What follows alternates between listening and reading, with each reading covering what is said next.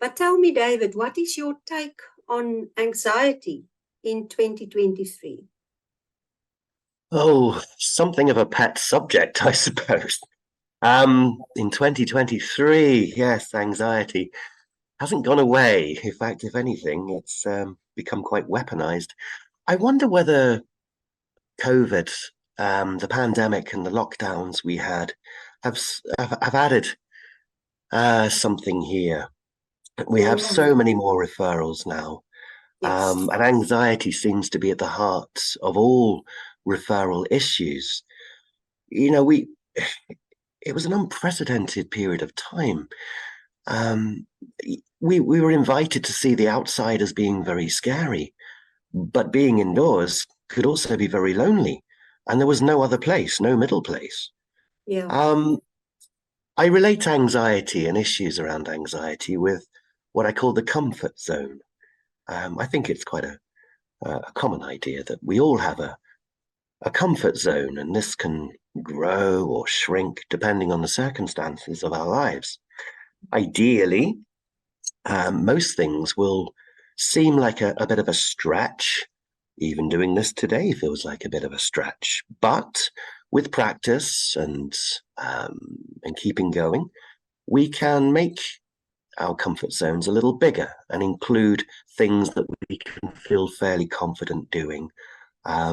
That, yeah, we can have some mastery or feeling of expertise, I suppose. Mm. But it's also true that, certainly for a lot of clients we have, the world is a frightening place. Things don't work out, relationships, housing, education. For a number of reasons, a lot of our clients struggle to get out of their rooms and face the world outside. Um, and in that respect, so many things can be anxiety provoking. Many will sit and think about what could go wrong if I leave the house today. What's going to happen? And in that emotional mindset, suddenly the heart's beating and the blood's Mm. pumping. Oh my gosh, what if this happens? What if that happens? And all of these thoughts just coming in. And the more they sit and think about what might go wrong, the more real it seems and the more anxious they become.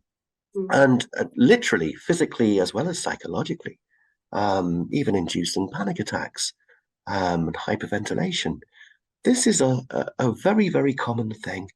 I like to say with anxiety that it can really have its way with us unless we have a plan.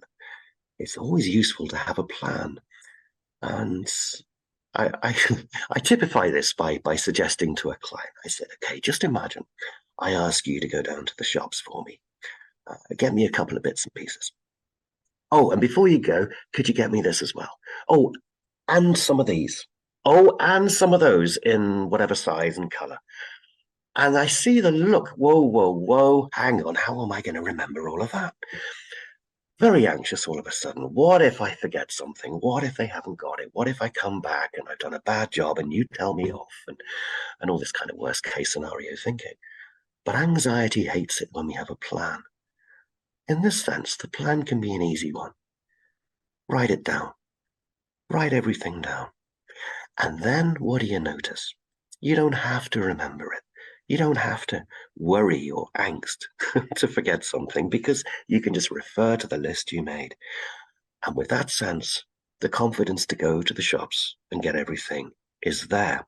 We can apply the same thinking to other aspects.